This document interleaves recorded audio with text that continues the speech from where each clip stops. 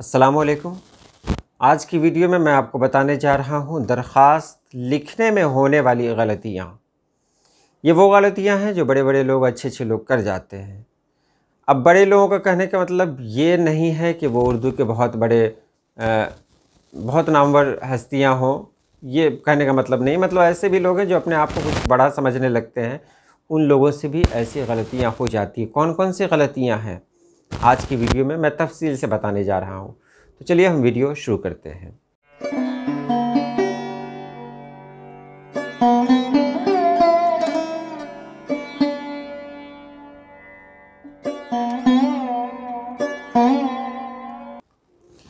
सबसे पहले हम देखें कि जब हम दरख्वास्त लिखते हैं तो दरख्वास्त में हम सिर्फ़ काम की बात लिखते हैं, सिर्फ़ काम की बात। हम ख़बर खैरियत न तो अपनी दें न पूछें। अगर दरख्वास्त लिखने का मकसद ही है कि हम अपनी बीमारी से उनको आगाह करें तो ठीक है, ये अलग बात है। यहाँ बीमारी से आगाह करने का मतलब ये है कि हमको छुट्टी लेनी है या कोई और फ़ायदा लेना है, ये नहीं कि हमको उनसे हमदर्दी लेनी है, नहीं। तो सिर्फ इतना ख्याल रखें कि दरख्वास्त जब लिखें तो काम की बातें हों। काम एक भी बात ऐसी ना हो जिससे दरख्वास्त आपकी लंबी हो जाए। पहला तो ये ख्याल रखना। उसके बाद ये है बखिदमत। ठीक है, बखिदमत। जनाब हेडमास्टर साहब। अब यहाँ जनाब आपने लिख दिया, साहब लिख दिया, दोनों का तो एक ही मानी है, दोनों तो एहतराम वाला लफ्ज़ है। तो जनाब लिखें तो साहब नहीं लिखें, साहब लिखें तो जनाब नहीं लिखें, दोनों में से कोई एक।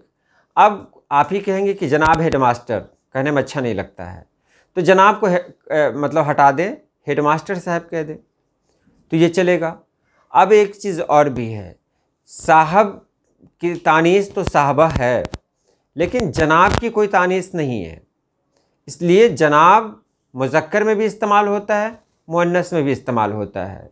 अगर कोई हेड मिस्ट्रेस हो तो लिख सकते हैं जनाब हेड मिस्ट्रेस या हेड मिस्ट्रेस साहबा, कुछ भी लिख सकते हैं आप। तो जनाब लिखें तो मुज़क्कर मुअन्नस दोनों में इस्तेमाल होता है ये, और साहब लिखें तो मुज़क्कर में इस्तेमाल होगा, साहबा लिखें तो मुअन्नस में इस्तेमाल होगा। उसके बाद ये है कि जनाब आली। मौजू लिख दिया आपने, मौजू में कोई ये नहीं है, मौजू आपने लिख दिया कि क्या मकसद है दरख्वास्त लिखने का, वो आपने लिख दिया। उसके बाद आप लिखते हैं मौजू, ये मौजू लिख दिया। उसके बाद लिखते हैं जनाब आली। तो जनाब आली में अगर कोई ख़ातून है तो फिर क्या लिखेंगे? तो वहाँ पर जनाब आलिया का इस्तेमाल होता है, कर सकते हैं, मना नहीं है, लेकिन जनाब आली का भी इस्तेमाल हो तो ये गलत नहीं है। आली कोई तानीस या तज़कीर तो है नहीं कि यहाँ तब्दीली हो। हाँ, आली से आपने आलिया बना दिया तो ये गलत नहीं है। आप जनाब आली भी लिख सकते हैं, जनाब आलिया भी लिख सकते हैं, दोनों दुरुस्त हैं। उसके बाद देखिए कहाँ गलतियाँ होती हैं हम लोगों से। एक जगह हम लिखते हैं बराए करम मुझे 2 रोज़ की फ़ुर्सत इनायत फरमाएँ। ये बराए करम जो लिखते हैं, ये बराए करम नहीं होता है। बराए करम या बराहे करम, इस पर मैंने एक वीडियो पहले भी बनाई है, लेकिन यहाँ भी मैं आपको बता दे रहा हूँ कि बराए और बराह माने क्या फ़र्क होता है। बराह उसमें अज़राहे करम एक और लफ्ज़ आता है, अज़राहे करम यानी करम के रास्ते से। तो ये बराहे करम दुरुस्त है, बराए करम दुरुस्त बिल्कुल नहीं है। अब यहाँ देखें कि अगर बराए लिखेंगे तो इसका मतलब होगा प्रिंसिपल साहब तालिबे इल्म की मेहरबानी के लिए, तालिबे इल्म की मेहरबानी के लिए दरख्वास्त छुट्टी दे दें, तालिबे इल्म की मेहरबानी के लिए। तो बराए माने तो होता है के लिए, तो यहाँ पर बराए नहीं, कहीं भी बराए का इस्तेमाल नहीं होगा। बराहे करम, बराहे मेहरबानी, बराहे मेहरबानी, अज़राहे मेहरबानी, बराए मेहरबानी, तो मेहरबानी के लिए, ये तो कोई लफ्ज़ ही नहीं है। हाँ, एक ज़माने से ये चलता हुआ आ रहा है, लोग इसको लिख भी रहे हैं, कुछ लोग इसको दुरुस्त भी मान रहे हैं, जिनको दुरुस्त मानना है वो माने। लेकिन अभी जो नई नई क़वायद हमारे सामने है, या जो उर्दू के बड़े बड़े दानिश्वर हमारे सामने हैं, उनकी किताबों को जब हम पढ़ते हैं तो फिर ऐसा पढ़ने को नहीं मिलता है वो बराहे करम ही इस्तेमाल करते हैं। तो कभी भी बराए मेहरबानी या बराए करम नहीं लिखें, बराहे करम या बराए मेहरबानी का इस्तेमाल करें। उसके बाद है कि मशकूर जो लफ्ज़ है उसका इस्तेमाल लोग करते हैं कि आपका सीधे लिखते हैं मशकूर। तो मशकूर में देखिए सैयद सुलेमान नदवी ने कहा है कि ये लफ्ज़ सही है, इस पर एक वीडियो है भी मेरी। तो सैयद सुलेमान नदवी ने कहा है ये लफ्ज़ सही है, लेकिन इस लफ्ज़ का दो मानी निकलता है कि मशकूर उसको कहते हैं जो किसी का शुक्रगुज़ार हो। अब यहाँ पर मशकूर का मतलब ये होता है कि आप मेरे शुक्रगुज़ार हों, मानी ये भी निकलता है, लेकिन बहरहाल हम मुझे यहाँ नहीं जाना है।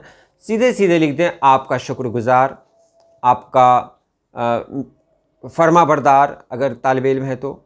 आम तौर पर शुक्रगुज़ार लिखें, किसी के लिए भी चलेगा, चाहे वो कोई हाकिम हो, चाहे वो हेडमास्टर हो, चाहे कोई भी हो।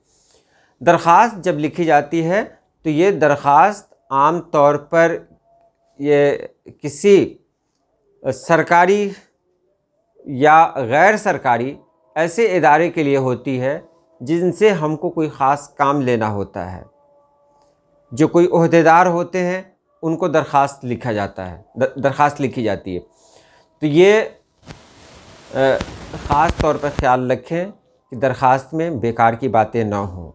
चलिए एक और जो बहुत ख़ास बात है इसमें, मैं इसके लिए हमेशा शुक्रगुज़ार रहूँगा।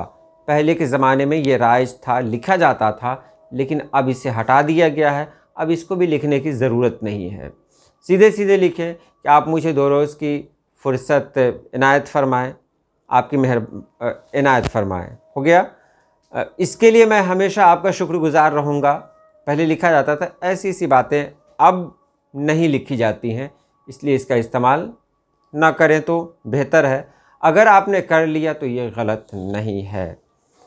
तो ये सब ख़ास बातें रही जो आम तौर पर दरख्वास्त लिखने में गलतियां हो जाती हैं।